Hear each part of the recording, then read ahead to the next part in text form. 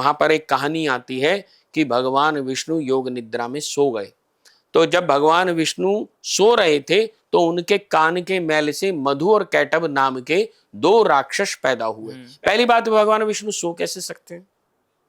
और अगर चलो भगवान विष्णु सो भी गए तो उनके कान के मैल से दो राक्षस कैसे पैदा हो गए? मैं सोता हूं, मेरे कान के मैल से तो राक्षस पैदा नहीं होते, तो भगवान विष्णु के कान के मैल से राक्षस कैसे पैदा? और भगवान विष्णु के कान में इतना मैल था क्या कि राक्षस पैदा हो गए?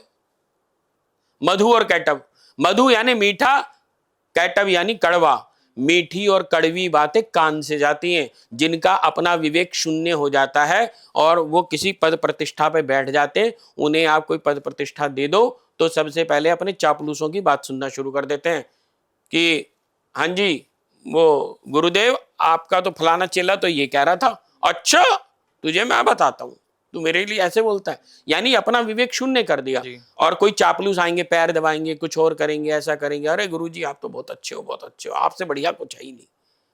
तो समझ लो, सतर्क हो जाओ, ये मधु है, ये राक्षस है, ये काटेगा आपको। और कैटभ वो भी। अब यहां पर हम तांत्रिक दृष्टि से यदि इसकी बात करते हैं तो वहां और समझ में आता है। अच्छा। 3 प्रकार के मल होते हैं, क्योंकि सावन का महीना है जी। तो भगवान शिव के बिना तो सावन का महीना खाली जा ही नहीं सकता। हम शिव से प्रसन्न होकर आए हैं पुनः शिव बनने के लिए, पर हम ये भूल गए कि हम ही शिव हैं। तो माह्य मल, कार्मिक मल और आणविक मल, ये 3 प्रकार के मल होते हैं। आणव मल वो होते हैं जब बच्चा पैदा होता है तो उसका कोई नाम नहीं होता, तो उसकी कोई जाति नहीं होता, उसका कोई धर्म नहीं होता, उसका कोई देश नहीं होता, उसको कुछ नहीं होता। उसको बताया जाता है कि तू इस धर्म का है, ये तेरा नाम है, ये तेरा ये है, ये तेरा देश है, तू अमेरिकन है, हिंदू है, मुस्लिम है, क्या है क्या नहीं है, वो उसे हम बताते हैं, वो समाज बताता है। तो उसकी परिसीमा तैयार करी जाती है। तो वो शिव था। तंत्र कहता, शिव क्या है? शिव तो स्वतंत्र होते हैं, सर्वतंत्र स्वतंत्र, वही शिव है जो किसी भी तंत्र में नहीं आते। अब इसको सामान्य भाषा में थोड़ी सी समझने के लिए, जैसे एक बहुत बड़ा समुद्र है, उस समुद्र को आप क्या कहेंगे? ये समुद्र है, लेकिन उस समुद्र के पानी को आप बाल्टी में भर लो, तो जैसे आप बाल्टी में पानी को भरोगे तो आप समुद्र नहीं कहोगे, आप कहोगे बाल्टी का पानी है। लेकिन उस बाल्टी के नॉमेनक्लेचर्स और समुद्र के नॉमेनक्लेचर सेम है।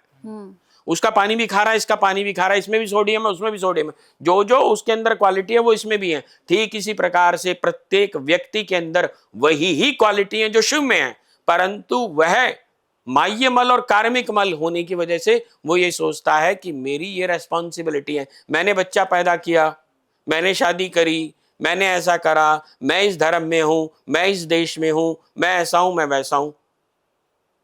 ये मैंने रेस्पॉन्सिबिलिटी, मेरा नाम जैसे ही पैदा होते ही मेरा न को नाम दिया गया आलोक, तो शिव से मैं अलग हो गया ना।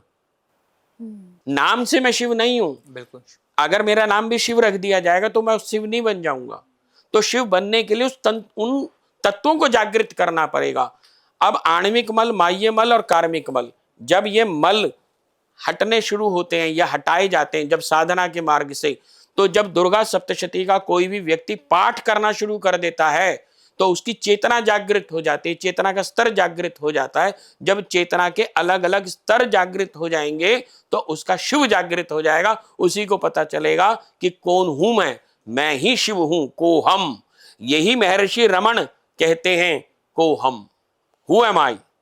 तू जान कि तू कौन है जी। जब तक तुम यही नहीं जानोगे कि मैं कौन हूं तो तुम इस संसार में आते रहोगे और जाते रहोगे। आपको तो ये पता ही नहीं है कि जिसको हम रेस्पॉन्सिबिलिटी मान रहे हैं वो हमने ली है, जो उसने रेस्पॉन्सिबिलिटी दे करके भेजा था, क्या कि तू जान कि तू कौन है, वो तो हमने निरस्त कर दी, वो तो हम भूल गए। यही जो है आणव मल, माह्य मल और कार्मिक मल होते हैं। जब हम अब जैसे इसको मोटे तौर से फिर समझते हैं कि जैसे किसी व्यक्ति की अपॉइंटमेंट एज ए अकाउंटेंट हो जाए, हाँ। और वो अकाउंटेंट तो काम ना करे और एचआर में काम करना शुरू कर दे। वो कहे भाई काम करता रहा, हमें क्या, अच्छा काम कर रहा है, लेकिन 10 साल के बाद कहे जी मेरा तो इंक्रीमेंट नहीं हो रहा। कह रहा कैसे होएगा, तुझे तो अकाउंट डिपार्टमेंट में हमने अपॉइंट करा था, तू तो एचआर में है, हम तो नहीं कर रहे हम तेरा।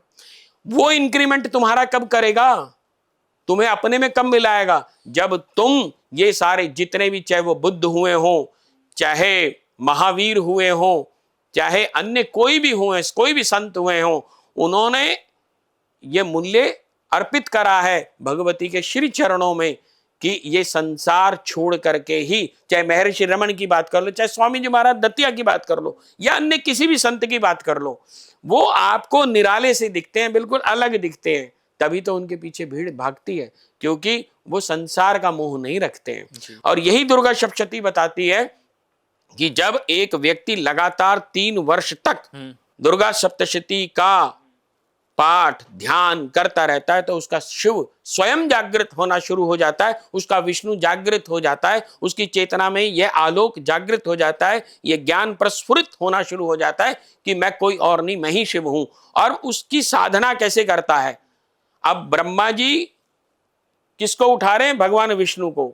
ब्रह्मा जी क्या कहते हैं? तम स्वा तम सदा तमेव खट्कार सरात्मिका त्रिधा मात्रात्मिका स्थिता यानुर्चाया विशेषता।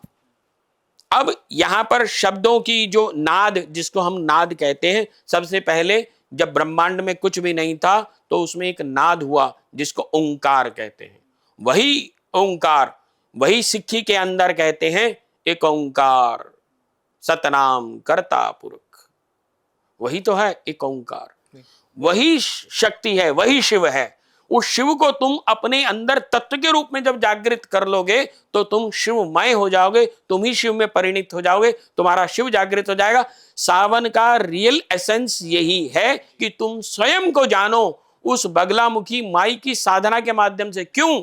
अब मैं मां बगलामुखी का नाम क्यों ले रहा हूं? हाँ। क्योंकि मां बगलामुखी स्वयं चेतना की अधिष्ठात्री देवी होती हैं। यदि तुम सोए रहे हो इस संसार के अंदर, सिर्फ तुमको अच्छा लगता है क्या?